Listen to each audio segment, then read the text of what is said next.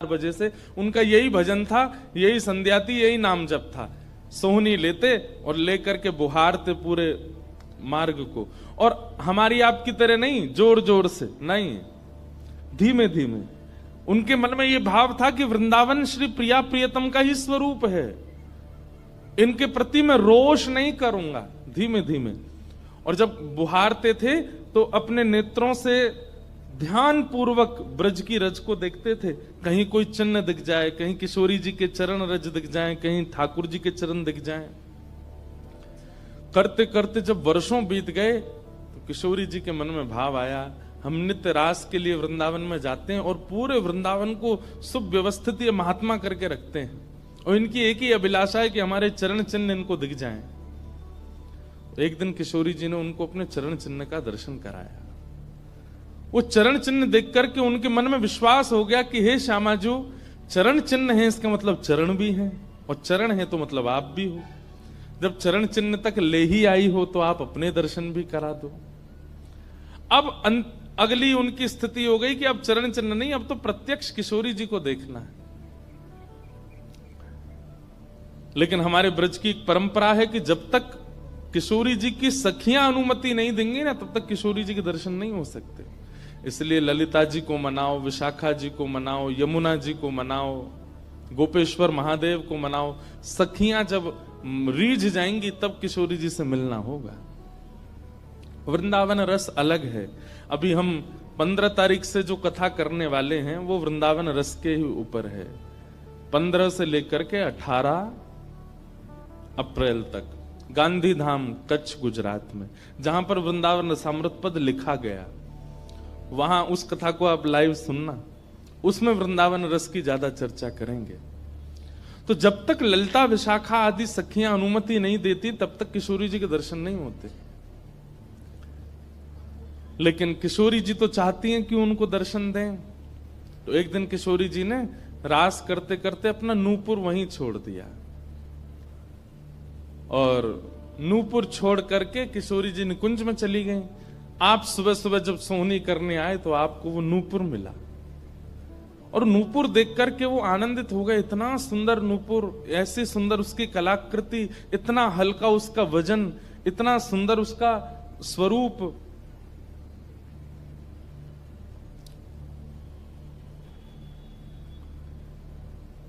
आपके मन में भाव आया कि कोई बड़े घर की लाली होगी, उसका रह गया होगा, मैं रख लेता हूं, कभी कोई मिलेगा मांगने आएगा कि भाई हमारा नूपुर दो तो मैं दे दूंगा। आपने वो नूपुर अपने पास रख लिया। नूपुर से दर्शन किशोरी जी ने कईयों को कराए। इसलिए वृंदावन में जब चला कीजिए ना, बहुत ध्यान पूर्वक देखते हुए पृथ्वी को चला कीजिए, क्या पता क्या मिल जाए।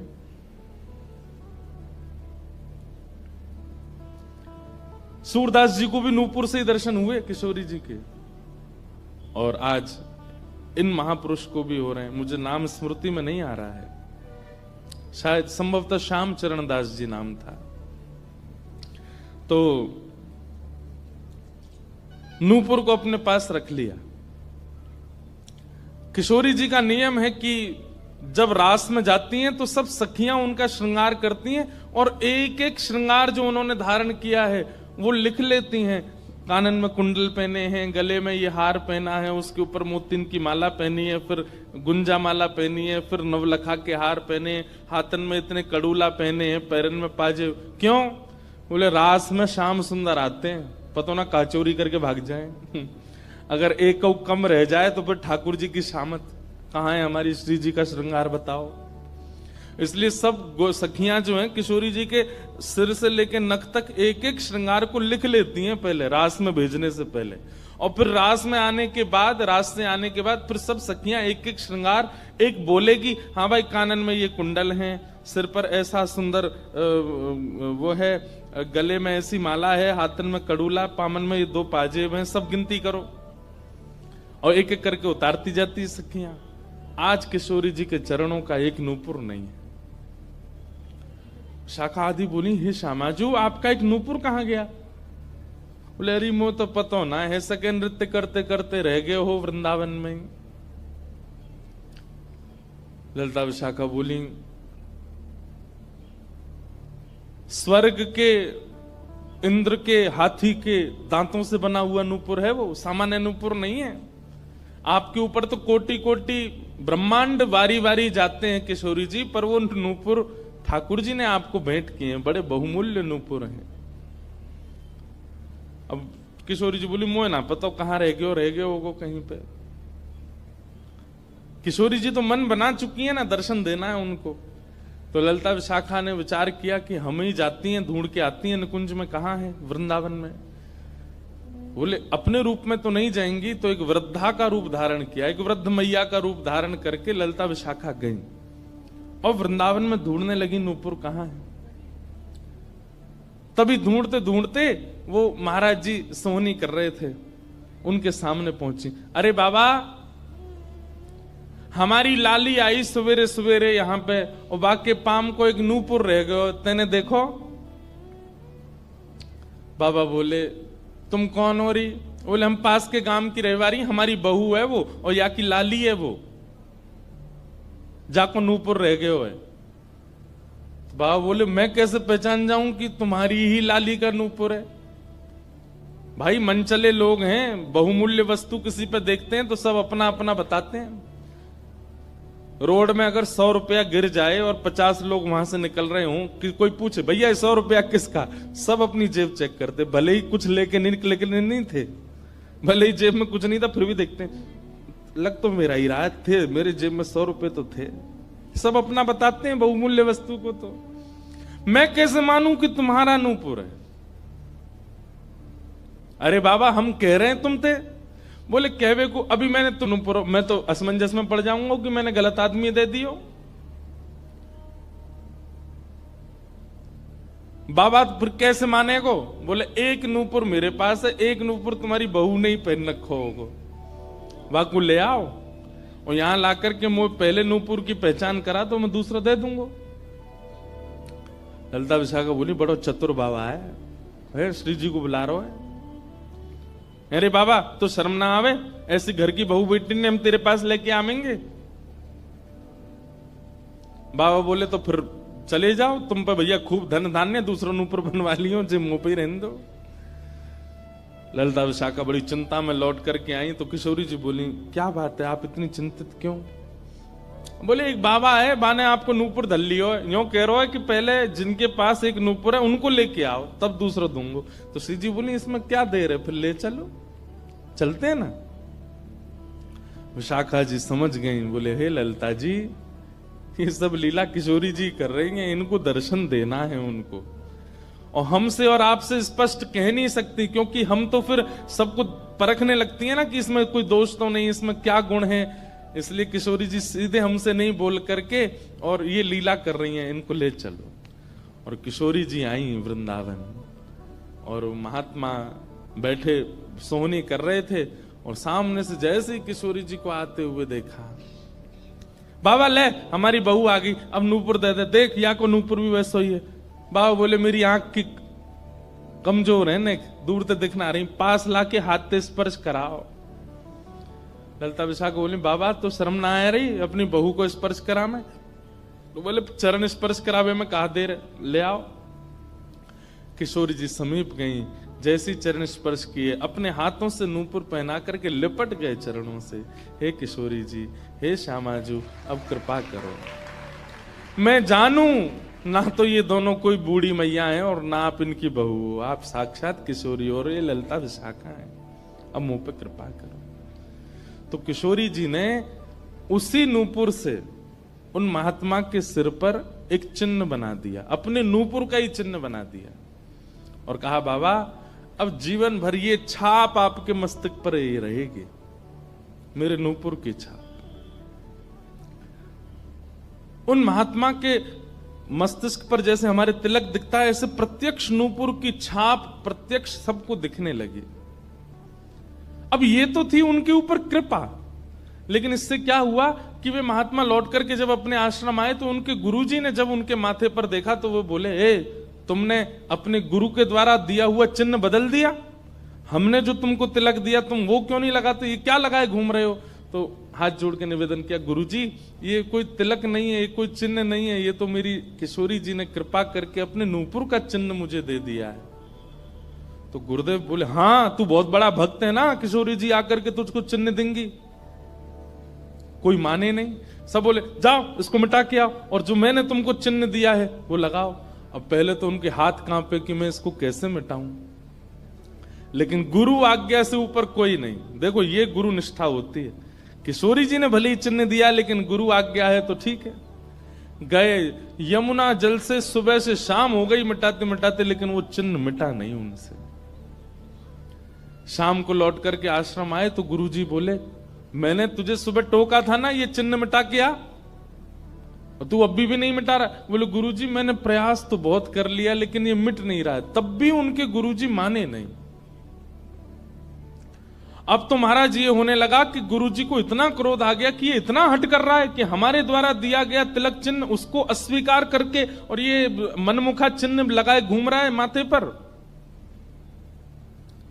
गुरुजी ने सब अपने परिकर के लोगों को बैठा करके पंचायत करी आश्रम में। बोले इसको निकालो, जब हम में श्रद्धा नहीं, हमारे स्वरूप में श्रद्धा नहीं, हमारे तिलक में श्रद्धा नहीं, तो क्यों रहता है यहाँ पे। वो रोते रोते बोले गुरुजी मैं सत्य बोल रहा हूं, ये किशोरी जी ने चिन्ह दिया है और मैं खूब प्रयास कर रहा हूं, नहीं तो आप प्रयास कर लीजिए, ये मिट नहीं रहा है। अच्छा अब हमसे चाहता है कि हम तेरे माथे को छू करके मिटाएं? नहीं माने। तब उन्होंने नेत्र बंद करके किशोरी जी का स्मरण किया, हे श्यामाजू मैं किसी को प्रमाणित ये नहीं करवाना चाहता कि आप मुझे मिली हो, पर मेरे गुरु के चित्त में मेरे प्रति अविश्वास आ रहा है, इसके लिए कोई आप लीला करो। तो भगवान के सखा श्री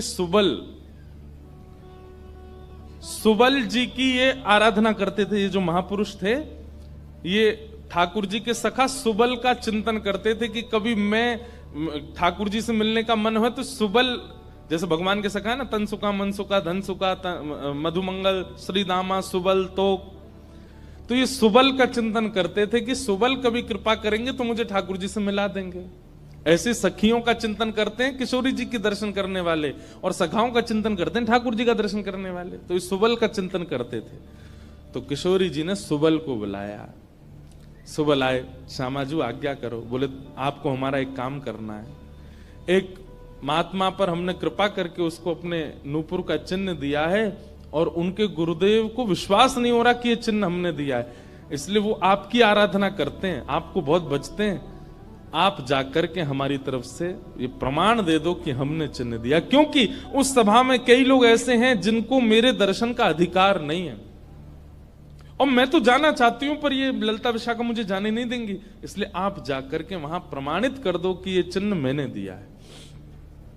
तब भगवान के सखा सुबल साक्षात उस आश्रम में प्रकट हो गए और प्रकट होकर के जैसे देखा दिव्य देह, दिव्य तनु, दिव्य तेज निकल रहा है, सबने प्रणाम किया। बोले कि ये आपका परिचय? बोले मैं भगवान का सखा सुबल हूं। देख करके सबने बोले आप कैसे आए? बोले हे गुरुदेव आप अपने शिष्य पर इतने रोष कर रहे हो, ये चिन्ह ये किशोरी जी ने ही इनके माथे पर पधराया है, आप इनके ऊपर नाराज मत हो। अब सुबल प्रमाणित करके चले गए। अब क्या हुआ, गुरु जी को आत्मग्लानि होने लगी। बोले मैं गुरु हूं और मेरे चेला को ठाकुर जी मिल गए, श्री जी मिल गई और मुझे विश्वास नहीं हुआ। तब गुरु जी ने अपने गुरुजनों को, अपने श्रेष्ठ जनों से जाकर के कहा कि मुझसे अपराध बना है। ठीक है, गुरु शिष्य के ऊपर क्रोध कर सकता है, उसका कोई दंड नहीं होता, पर किशोरी जी के द्वारा कृपा की गई, मैंने उस पर प्रश्न चिन्ह उठा दिया, इसका तो मुझे दंड मिलना चाहिए। तब सब रसिक जनों ने विचार किया, बोले इसका क्या दंड दें? तो बोले आप एक काम कीजिए, दंडोत्सव कीजिए। दंडोत्सव। बोले दंडोत्सव में क्या करना है? बोले आज तक जितनी तुम्हारे पास जमा पूंजी है सब संतों की, भक्तों की सेवा में लगा करके और आनंद से सुंदर भंडारा करो, सुंदर नाम संकीर्तन करो, सुंदर अपने घर पर एक उत्सव रखो और उसमें जितने महापुरुष आए सबको दंडवत प्रणाम करते करते सबसे क्षमा मांगो। और फिर जब सब तुम्हारा धन संपत्ति अब तक जितनी कमाई वो सब संतों की सेवा में लग जाए, फिर उन संतों से कृपा प्रसादी मांगो कि आप सब मुझे क्षमा कर दो। इस प्रकार से दंडोत्सव करो। तो जिन्होंने ये भाव कहा है उनको ये दंडोत्सव करना है। दंडोत्सव मतलब अब पूरे जीवन की जमा पूंजी तो खर्च नहीं कर पाओगे, पर हां पिछले 3-4 साल में जो जमा कर रखा है प्रयास करो उससे। पंढरपुर में वारी जाती हैं, हमें भैया बता रहे थे अपने जो जिनके साथ हम घूम रहे थे कल, कि यहाँ वारी जाती है, यहीं से जाती है श्री पंडरीनाथ भगवान की वारी में इतने सारे वैष्णव जाते हैं, उनकी सेवा में लगा दो। वृंदावन जाके कुछ लगाया हो, पंढरपुर में लगा दो, गोवर्धन में लगा दो, और सुंदर अपने घर पर एक ठाकुर जी का उत्सव करके किसी श्रेष्ठ को वृंदावन से बुला करके उनका सुंदर संकीर्तन करवाओ, कथा करवाओ, 2-3 दिन का ही कोई उत्सव रखो। इस प्रकार से अपनी वो जमा पूंजी संत वैष्णवों की सेवा में खर्च करके भंडारा करा के जितनों से मिलो सबसे क्षमा मांगो। वारी निकलती है आषाढ़ी एकादशी पर, इतने सारे वैष्णव जाते हैं पंढरपुर दर्शन करने, मार्ग पे खड़े होकर सबको शरबत पिलाओ और जो जो शरबत पिए उससे क्षमा मांगो, मुझे क्षमा कर दो, मुझसे अपराध बना है, मैंने कंठी पहनने के बाद भी मांस का सेवन किया, मैंने मद्य का सेवन किया, मैंने ऐसा किया, ये क्षमा मांगो। असंख्य भक्त एक साथ जब आपको क्षमा करेंगे तब आपका ये अपराध पूर्ण होगा। इसी को कहते हैं दंडोत्सव। तो फिर कथा पूरी करें। वो महाराज जी को सब लोगों ने कहा तुम दंडोत्सव करो, तो उन्होंने कहा ठीक है, मैं अगले 7 दिन के लिए दंडोत्सव करूंगा। ब्रज में जितने भी संत आवेंगे, ब्रज की सीमा पर खड़े होकर के सबको माला पहना करके सबको सत्कार के साथ लाया जाए। आश्रम में उनकी रहने की सुंदर व्यवस्था, प्रसाद की व्यवस्था, और नाम संकीर्तन अखंड चले 24 घंटा 7 दिन तक, और खूब भंडारा चले, और जितने महापुरुष आए सबसे क्षमा मांगनी। तो जब ये दंडोत्सव का बात हुई तो गुरुजी ने दंडोत्सव लिया, और चेला बेचारे जिनको किशोरी जी ने चिन्ह दिया था वो मन में सोचने लगे ये क्या हो रहा है, मेरे कारण मेरे गुरुजी को दंडोत्सव करना पड़ रहा है। तो उन्होंने अपने गुरुदेव के सामने प्रणाम करते हुए अपनी झोली फैला के कहा गुरुजी मुझे एक भिक्षा दे दो। तो क्या चाहिए? बोले जो दंडोत्सव आप करना चाह रहे हैं वो मुझे करने दीजिए, आप विराजिए, आपकी जगह मैं करूंगा, मैं शिष्य हूं आपका। तो बोले नहीं नहीं, अपराध हमने किया तो तुम क्यों करोगे? बोले गुरुजी बस यही कृपा चाहिए। तब बड़े संतों ने मिलकर के सबने कहा कि भाई देखो शिष्य कर सकता है, अगर इनकी इच्छा है तो ये करने दो। तो फिर गुरुजी का दंडोत्सव उन्होंने ही किया जिनको चिन्ह किशोरी जी ने प्रदान किया था, दंडोत्सव मनाया। इस प्रकार भैया जिनसे ये अपराध बन जाता है ना, कभी कंठी माला पहनने के बाद अपराध बन जाता है, किसी वैष्णव के प्रति कुभाव बन जाता है, किसी तीर्थ में जाकर के कोई पाप बन जाता है, उनको ये सब दंडोत्सव करने चाहिए। अपनी कोई पैसा खर्च कराने के लिए नहीं कह रहे हम, लेकिन हाँ जितना हो सके वैष्णवों की सेवा करके, अब चाहे वो धन लगा के करनी पड़े, चाहे तन से करनी पड़े, चाहे मन से करनी पड़े। पर लोग बड़े कंजूस हैं आजकल। बोले कि महाराज जी आपने मन से सेवा भी तो कही है, कोल्हापुर में बैठे बैठे आंख बंद करके यही संतों की सेवा कर देंगे, इनके पांव पूछ दिए, 5000 रुपये हमने दक्षिणा में दे दिए, ले खर्च भी नहीं हुए, मन से सेवा भी हो गई। तो इसलिए दंडोत्सव करो। फिर क्या है,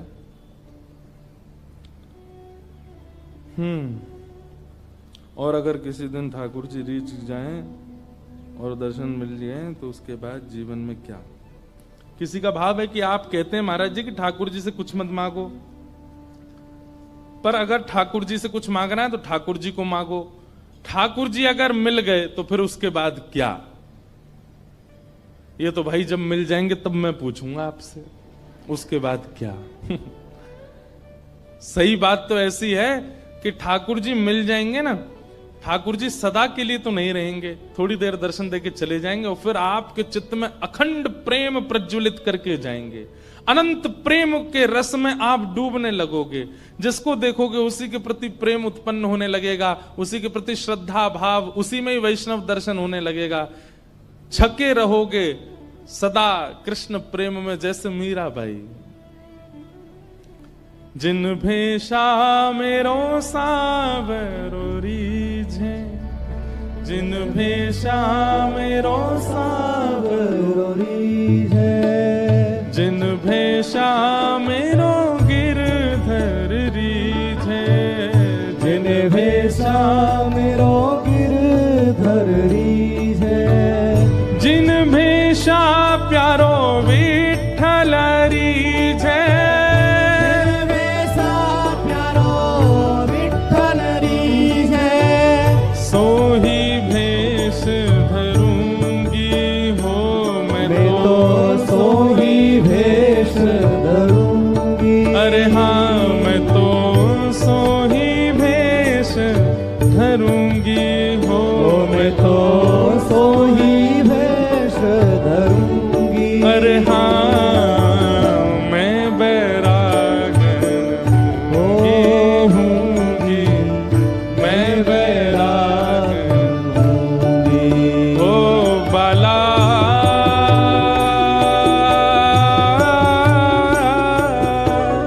मैं बैरागन हूँगी,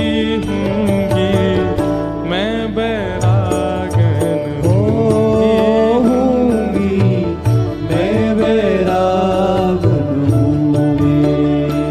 ओ प्राण हमारा वहाँ बसत है, प्राण हमारा वहाँ बसत है, प्राण हमारा वहाँ बसत है, प्राण हमारा वहाँ बसत है। ओ यहाँ तो खाली खो, यहाँ तो खाली को, हाँ यहाँ तो खाली खो,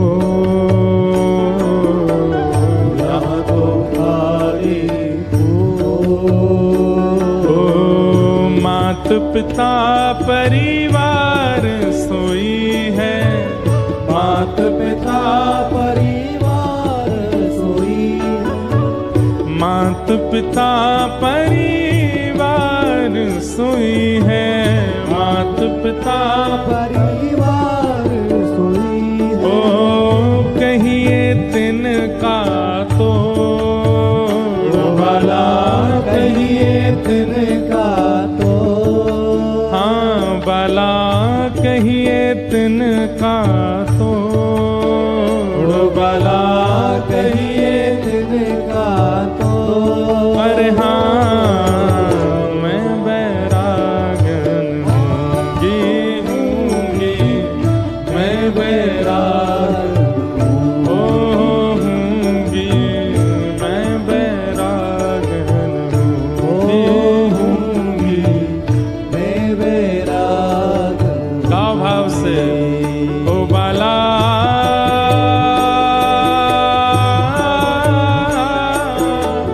मैं बैरागन हूँगी, मैं बैरागन हूँगी, मैं बैरागन हाँ हूँगी, मैं बैरागन हूँगी, मैं बैरागन ओ हूँगी, मैं बैरागन हूँगी, मैं बैरागन हूँगी। ऐसे प्रेम में छक जाएंगे। जैसे किसी प्यासे को पानी पिला दिया जाता है तो क्या उसको दोबारा प्यास नहीं लगती? लगती है। ठीक वैसे ही ठाकुर जी एक बार शीतलता दे देते हैं दर्शन देके, और उसके बाद जब जाते हैं तो फिर से वही स्थिति और दुगनी हो जाती है, मिलन की उत्कंठा और ज्यादा व्याकुल कर देती है। कथा यहां 4 दिन पहले शुरू हुई थी, उससे पहले 1-1.5 साल से कितने लोग प्रतीक्षा कर रहे थे, कब होगी कथा, कब होगी कथा, कब भक्त चरित्र सुनेंगे, कब गिरधर लाल जी आएंगे। अब आज जा रहे हैं तो इसका मतलब क्या है? आज आप परिपूर्ण हो गए? नहीं। अगर आपको पता चले 2 महीना बाद फिर कथा होने वाली है तो आप तो झूम उठोगे, नाच उठोगे। तो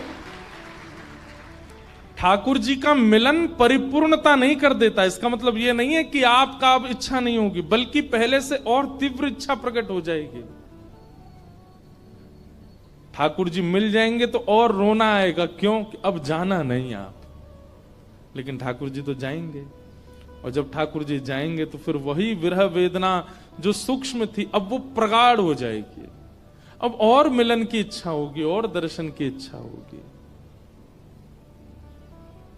श्याम घन कब बरसे गो आए, श्याम घन कब बरसे गो आए, कब यह हृदय संताप मिटेगो, कब यह हृदय संताप मिटेगो, श्याम घन कब बरसेगो आए, श्याम घन कब बरसेगो आए। हमारे नामदेव जी तुकाराम जी तो नित्य दर्शन करते थे श्री पंडरीनाथ भगवान का। क्या उनको नित्य दर्शन से इच्छा खत्म हो गई उनकी? नहीं, और प्रगाढ़ हो गई। बंधु यही तो देखो, ठाकुर जी में और संसार में अंतर क्या है। संसार की वस्तु जितनी मिलेगी उतनी उसके प्रति आपकी इच्छा कम होती चली जाएगी, और ठाकुर जी जितने मिलेंगे उतनी ज्यादा और प्रगाढ़ होती चली जाएगी, उतनी ज्यादा और व्याकुल होते चले जाओगे। पानी की प्रत्येक घूंट प्यास को कम करती है, पर ठाकुर जी का प्रेम का प्रत्येक घूंट, प्रत्येक बिंदु प्रेम को और बढ़ाता है, प्रेम को और। इसीलिए 10 प्रकार के नाम अपराध हैं। वैष्णवों के 10 अपराध बताए गए हैं। उसमें एक अपराध पता है क्या है? आज जितने प्रिय ठाकुर जी लगते हैं, कल यदि उतने उससे ज्यादा प्रिय नहीं लग रहे हैं तो ये अपराध है। आप कोई अपराध कर रहे हो। विट्ठल कल कितने अच्छे लगते थे, आज भी उतने ही लग रहे हैं तो ये भी अपराध है। अरे कल से ज्यादा अच्छे लगने चाहिए आज, और आज जितने अच्छे लगे कल उससे भी ज्यादा लगने चाहिए। और अगर प्रतिदिन ठाकुर जी उतने ज्यादा अच्छे नहीं लग रहे हैं, एक से ही लग रहे हैं, तो आप कहीं तो अपराध कर रहे हो, आपसे कोई तो अपराध हो रहा है। अरे कहां तक कहें, हमारे ब्रज में तो कहते हैं लाला हम जितनी बार पलक झपक के दोबारा खोले ना, तो पलक झपकवे तो पहले जैसे है वासे और ज्यादा प्यारे पलक झपकवे के बाद दिखने लगो। मतलब जितनी बार पलक झपकी जाती है उतना उतना प्रेम बढ़ता रहता है। प्रेम कोई हंसी मजाक है, प्रेम कोई ऐसे ही गली मोहल्ला का कोई लैला मजनू का खेल थोड़ा ही है। प्रेम अद्भुत है। हम लोग अभी उस प्रेम की अवस्था में गए ही नहीं है। इसलिए जिनका ये प्रश्न है, समझ में आ गई हो बात तो समझ जाना। फिर किसी का तो बहुत ही बड़ा पत्र है, कितनी माता जी ने दिया है। अब उन्होंने क्या लिखा है वो तो मैं पढ़ नहीं पाया हूं, उनको प्रणाम है। तो उन्होंने ऐसा लिखा है कि उनकी लाली कोई आई है, वो चित्र बना के लाई है तो ले लेना। मैंने कहा ठीक है। फिर किन्हीं का भाव है कि जय श्री कृष्ण दंडवत प्रणाम महाराज जी, आत्मा की उत्पत्ति का कारण क्या है? लो अब ये खीर में नमक आ गई है, और प्रेम रस चर्चा के बीच में अब बिल्कुल गुड़, बिल्कुल वह जो है, अब देखो, लेकिन फिर भी हम इसको खीर में ही गुड़ की तरह बोल देते हैं। आत्मा की उत्पत्ति का कारण क्या है? फिर आपने बहुत सारी बातें लिखी हैं। हमारी आत्मा इस जन्म मृत्यु के चक्कर में फंस जाती है या निकल जाती है, और फिर हम हमारे श्री जी ठाकुर जी के पास आत्मा स्वरूप में ही रहते हैं, सेवा करते हैं। परंतु जो इस जन्म मृत्यु के चक्कर में अज्ञान की वजह से फंस जाता है, इसके लिए तो ये बहुत दुख का कारण है। तो फिर परमात्मा ने ठाकुर जी ने आत्मा की उत्पत्ति क्यों की? आत्मा की उत्पत्ति का कारण क्या है?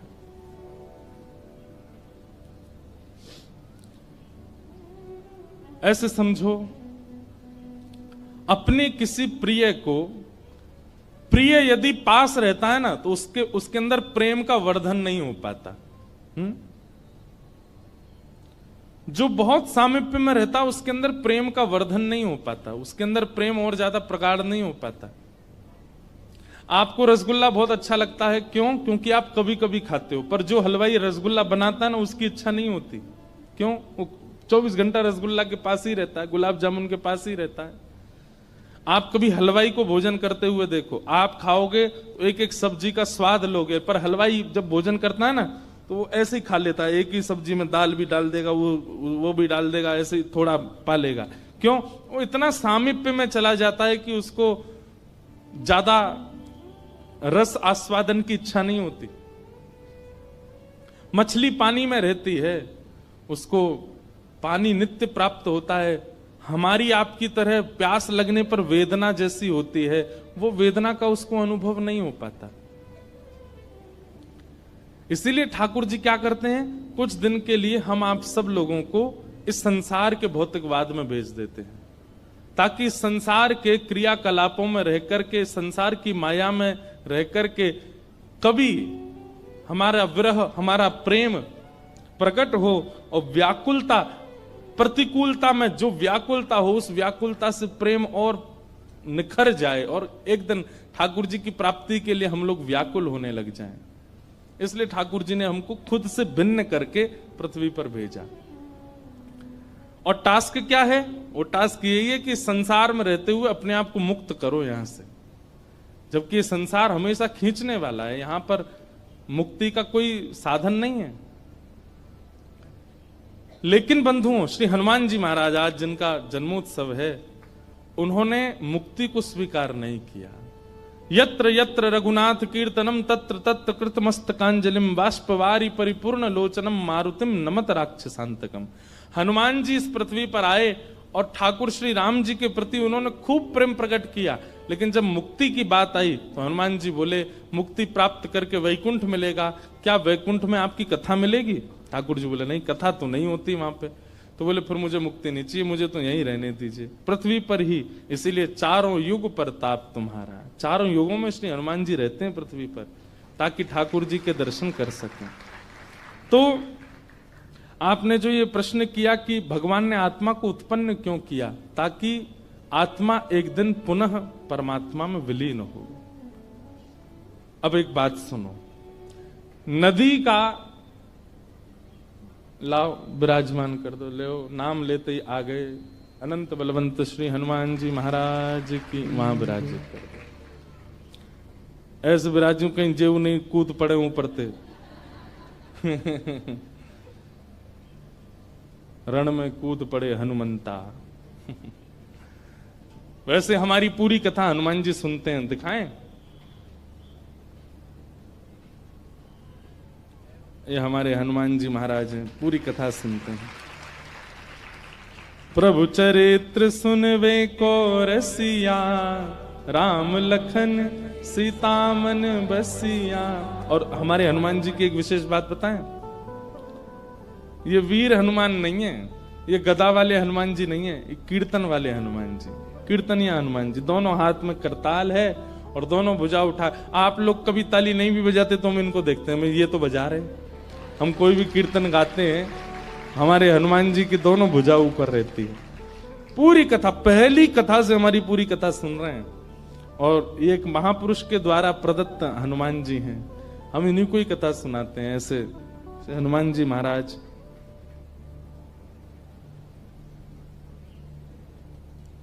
तो हम क्या निवेदन कर रहे थे? हनुमान जी, हाँ, तो नदी का मूल स्रोत क्या है बताओ? नदी का मूल उद्गम किससे होता है?